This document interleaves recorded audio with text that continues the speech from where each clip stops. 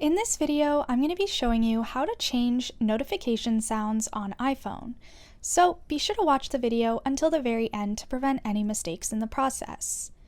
You're going to begin by locating your settings.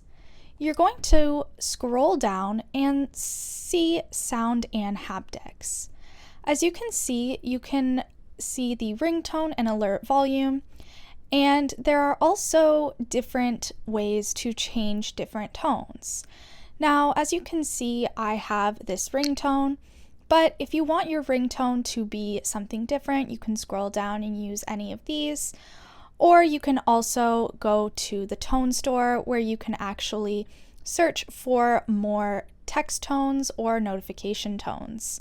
Now, if you go back to the settings, you can also change your text tone, your voicemail, your new mail, and different alerts over here.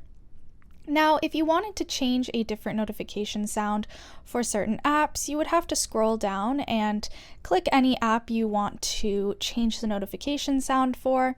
So let's say Snapchat, and you go to notifications and you can turn on or off the sounds. That's really all there is to it.